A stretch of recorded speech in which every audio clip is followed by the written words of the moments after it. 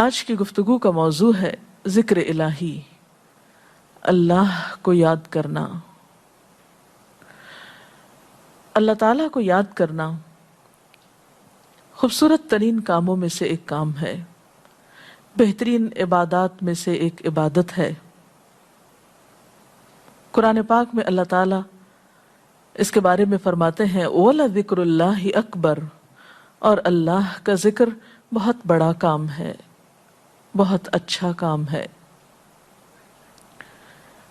حقیقت یہ ہے کہ انسان جس چیز سے محبت کرتا ہے اس کو ضرور یاد کرتا ہے، اس کا ذکر کرتا ہے، دل ہی دل میں بھی اور زبان سے بھی، کیونکہ جس چیز کی محبت انسان کے دل میں ہوتی ہے وہ چیز زبان پر آ کر رہتی ہے۔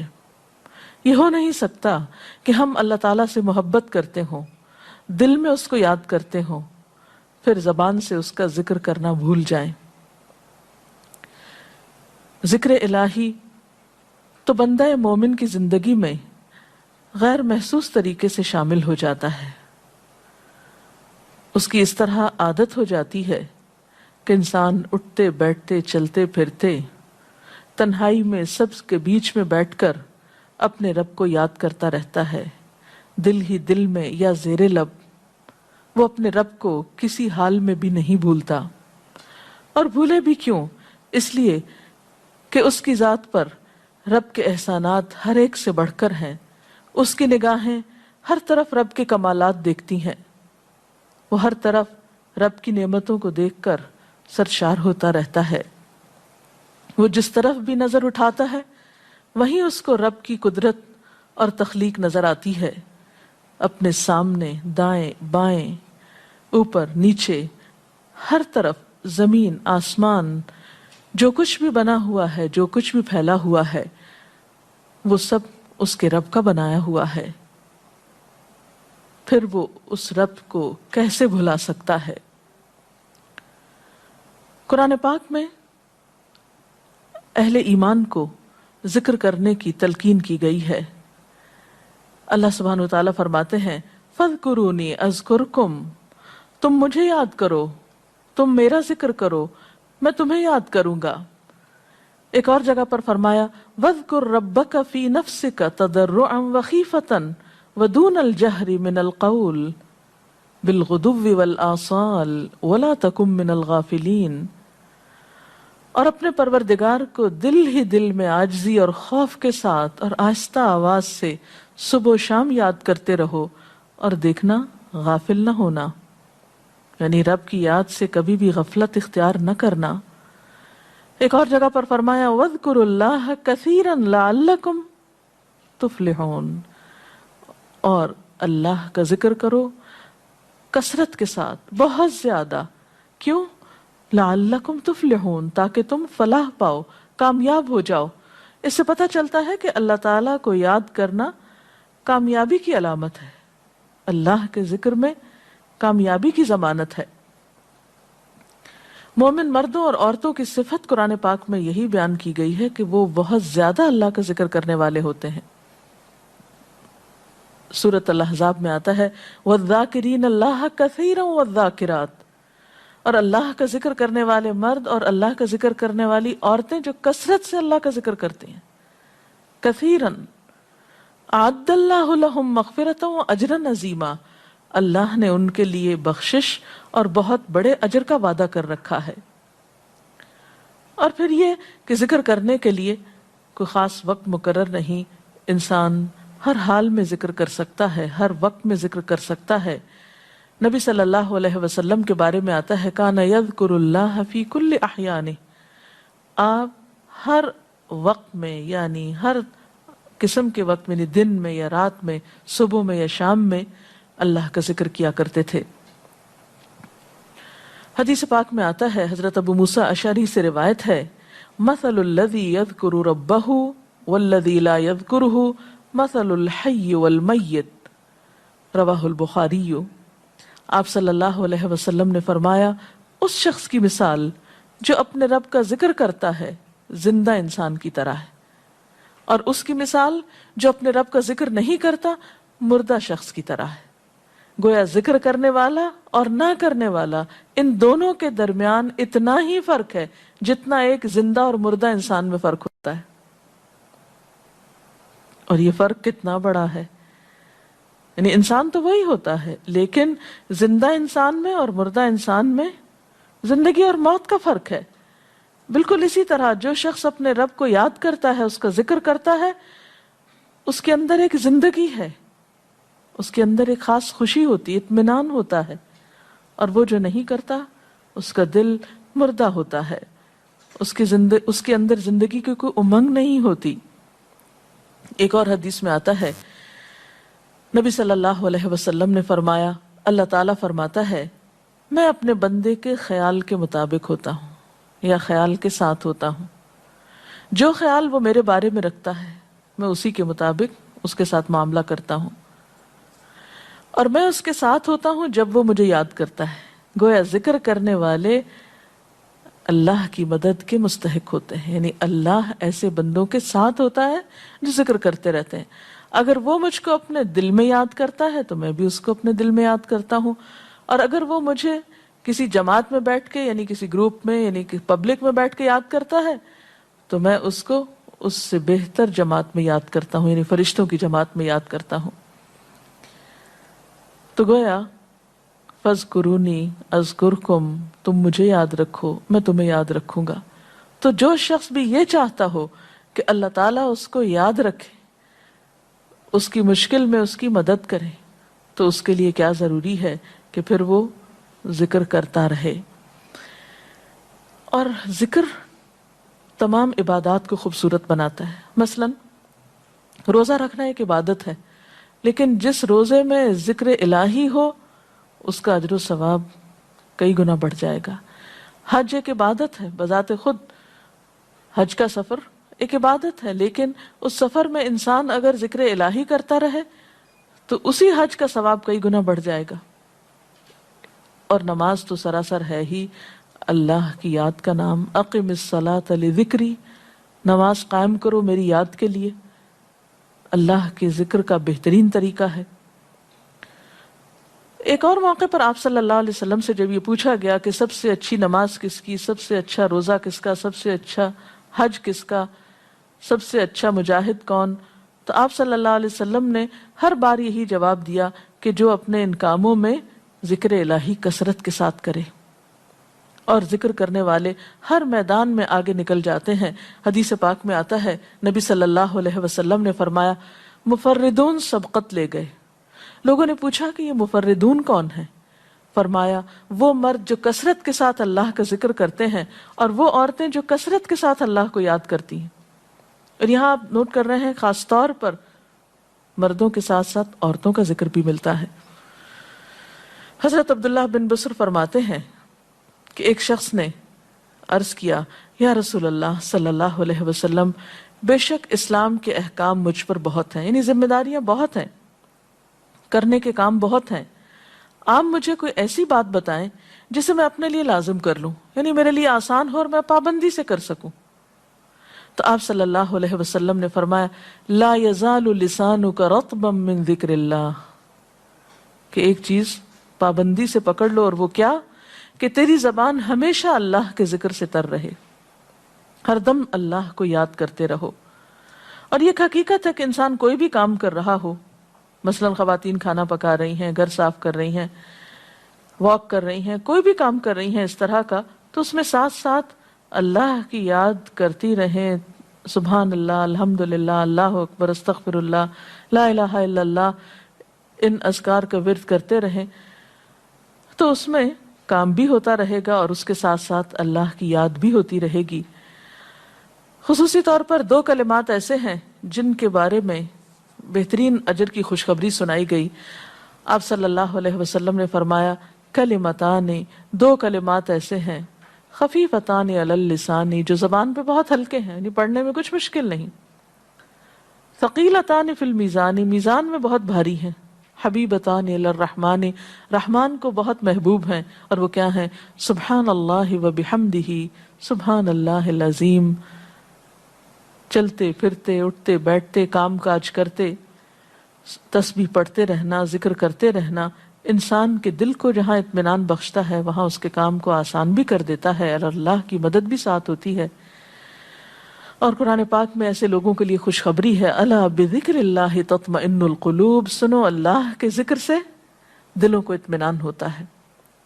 اور ویسے بھی میزان میں بہت بھاری نیکی ہے۔ ایک حدیث میں آتا ہے کہ رسول اللہ صلی اللہ علیہ وسلم نے لوگوں سے پوچھا، کیا میں تمہیں نہ بتاؤں کہ تمہارے اعمال میں سب سے اچھا عمل، سب سے پاکیزہ اور تمہارے درجات کو سب سے زیادہ بڑھانے والا، اور جو تمہارے لیے سونے چاندی کے خرچ کرنے سے زیادہ بہتر ہو، اور اس سے بھی بہتر ہو کہ تم اپنے دشمنوں سے ملو، ان کی گردنیں تم مارو اور وہ تمہاری گردنیں مارے، تو کیا ایسا عمل نہ تمہیں بتاؤں؟ صحابہ نے عرض کیا، ضرور یا رسول اللہ صلی اللہ علیہ وسلم، ہمیں ایسا عمل بتائیے۔ تو آپ نے فرمایا وہ اللہ کا ذکر ہے، یعنی تمام اعمال میں وہ سبقت لے جاتا ہے۔ اسی طرح ایک اور حدیث میں ہے، رسول اللہ صلی اللہ علیہ وسلم نے فرمایا کہ جب بھی کچھ لوگ بیٹھتے ہیں اور وہ اللہ کا ذکر کرتے ہیں، یعنی کسی مجلس میں اکٹھے ہو کر بیٹھتے ہیں، تو اللہ کی رحمت ان کو ڈھانپ لیتی ہے، ان پر سکینت نازل ہوتی ہے، اللہ تعالیٰ ان کا اپنے ہاں ذکر کرتے ہیں۔ گویا اکیلے بھی ذکر کیا جا سکتا ہے اور کسی مجلس میں اکٹھے بیٹھ کر بھی۔ پھر اسی طرح صبح و شام بھی، جیسا کہ قرآن پاک میں آتا ہے، وَسَبِّحْ بِحَمْدِ رَبِّكَ قَبْلَ طُلُوعِ الشَّمْسِ وَقَبْلَ غُرُوبِهَا، اپنے رب کی تسبیح بیان کرو سورج نکلنے سے پہلے اور اس کے غروب ہونے سے پہلے۔ ایک اور جگہ پر آتا ہے وَسَبِّحْ بِحَمْدِ رَبِّكَ بِالْعَشِيِّ وَالْإِبْكَارِ، اپنے رب کی حمد و ثنا بیان کرو عشی کے وقت یعنی عصر کے وقت، والابکار اور صبح کے وقت۔ عشی کا لفظ جو ہے یہ زوال شمس سے غروب شمس کے درمیانی وقت کو کہتے ہیں۔ پھر اسی طرح انبیاء علیہ السلام کے بارے میں ہم دیکھتے ہیں، حضرت داؤد علیہ السلام بہت خوبصورت آواز سے، بہت خوبصورت انداز میں اللہ تعالیٰ کا ذکر کیا کرتے تھے۔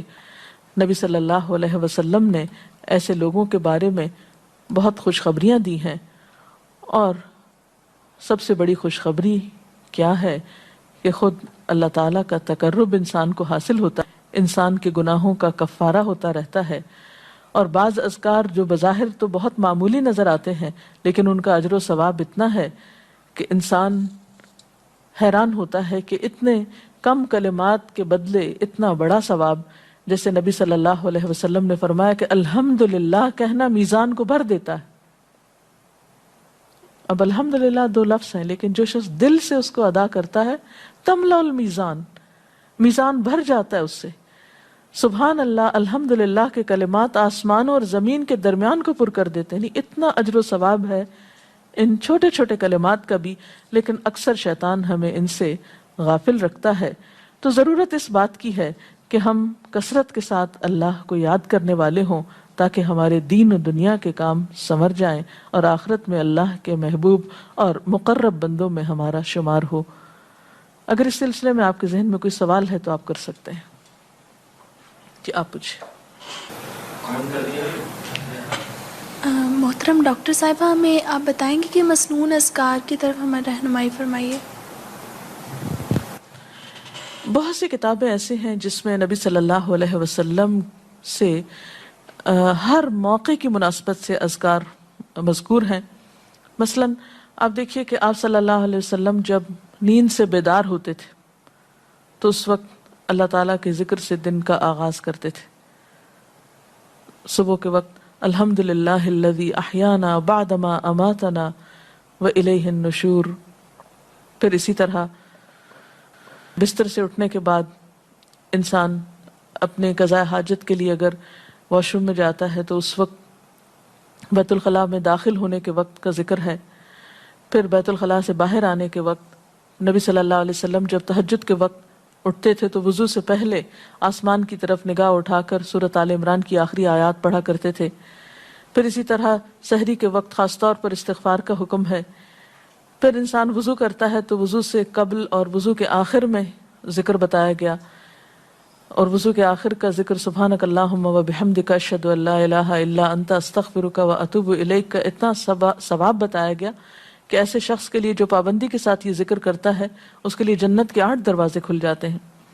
پھر اسی طرح جب انسان گھر سے نکلتا ہے، مسجد کی طرف جاتا ہے، مرد حضرات، تو گھر سے نکلنے کے وقت کی دعا ہے، پھر اسی طرح راستے میں پڑھنے کی، پھر مسجد میں داخل ہونے کی، پھر مسجد کے اندر، پھر مسجد سے باہر نکلتے وقت، پھر دوبارہ گھر آتے ہوئے بازار سے اگر گزرتا ہے تو اس وقت کا ذکر ہے، پھر گھر میں داخل ہونے کا ذکر ہے، پھر اگر کچھ کھا رہا ہے انسان تو بسم اللہ پڑھ کر کھانے کا آغاز کرتا ہے اور الحمدللہ کے ساتھ پھر اختتام کرتا ہے، پھر اسی طرح چھینک آنے پر ذکر ہے، پھر مرغا اگر آزان دیتا ہے تو اس وقت کا ذکر ہے، پھر مؤذن کی آزان سن کر انسان اس کو جواب دیتا ہے، اس کے بعد کا پھر ذکر ہے، پھر اسی طرح انسان کسی کے ساتھ جب معاملہ کرتا ہے، کہیں وعدہ کر رہا ہے تو اللہ کو یاد کرتا ہے انشاءاللہ کہہ کے، پھر اسی طرح کوئی اچھی چیز دیکھتا ہے ماشاءاللہ کہتا ہے، کہیں استغفر اللہ کہتا ہے۔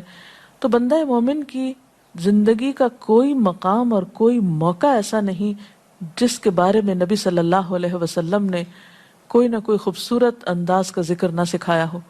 حتیٰ کہ انسان شام ہوتی ہے تو پھر صبح و شام کے اذکار ہیں، پھر اسی طرح ہر نماز کے بعد کے اذکار ہیں، تسبیحات ہیں، پھر بستر میں جاتے وقت کی دعا ہے، پھر اسی طرح اگر آپ کسی بیمار کی عیادت کرنے کے لیے گئے ہیں تو اس وقت کی دعا ہے، اگر کوئی بیمار ہو جاتا ہے تو اس کے اوپر پڑھی جانے والی دعائیں ہیں۔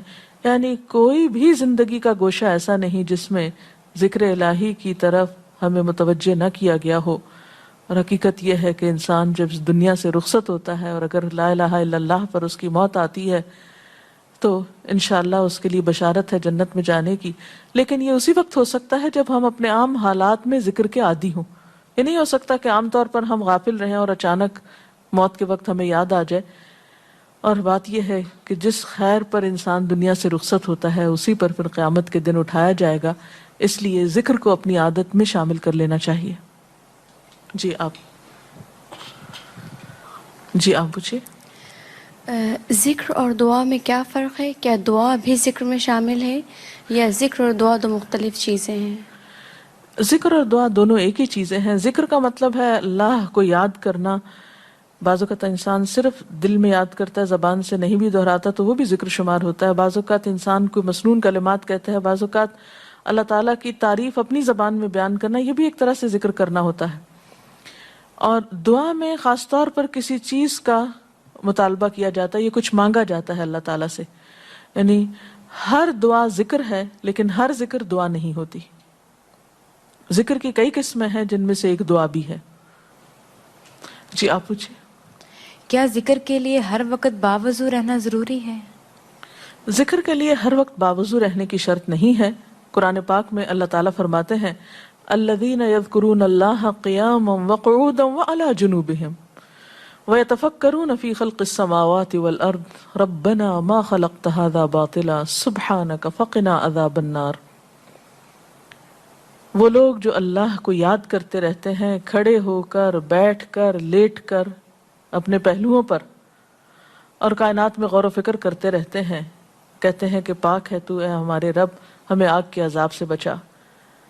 تو اس سے یہ پتہ چلتا ہے کہ انسان بیٹھ کر، چلتے پھرتے اور لیٹ کر بھی اللہ کو یاد کر سکتا ہے۔ اب لیٹنے کی حالت ایسی جس میں سونا بھی شامل ہے، تو سوتے ہوئے اگر انسان ڈر جائے یا کوئی برا خواب ہے تو اس وقت بھی ذکر کرنا، مسنون ذکر موجود ہے۔ یعنی اس وقت بھی نبی صلی اللہ علیہ وسلم نے دعا مانگنے کا طریقہ بتایا کہ اب کیا پڑھو، تاکہ تم اس خواب کے خوف سے، اگر کوئی ناپسندیدہ خواب ہے تو اس سے باہر آ جاؤ۔ تو اب آپ دیکھیں کہ سو کر تو وضو باقی نہیں رہتا، اور اگر اللہ کی یاد کے ساتھ ہر وقت باوضو ہونے کی شرط ہوتی تو پھر تو شاید ہی کوئی ذکر کر سکتا ہر وقت، کیونکہ ایک مشکل کام ہے۔ وضو نماز کے لیے شرط ہے، نماز وضو کے بغیر نہیں ہوتی، لیکن ذکر آپ وضو کے بغیر کر سکتے ہیں، اور اس میں درود شریف بھی شامل ہے، آیت کریمہ بھی شامل ہے۔ ہاں افضل ہے اگر آپ کو توفیق اللہ نے دی کہ آپ وضو کے ساتھ ہیں اور وضو کے ساتھ ذکر کریں، لیکن اگر باوضو نہیں ہے تو ذکر سے آپ کو کوئی چیز روک نہیں سکتی، الا یہ کہ آپ بیت الخلاء میں ہیں، اس وقت ذکر نہیں کرنا چاہیے۔ ادروائز آپ عام روٹین کے نارمل کاموں میں اللہ تعالیٰ کو یاد کر سکتے ہیں، خواہ وضو سے ہوں یا بغیر وضو کے ہوں۔ جی آپ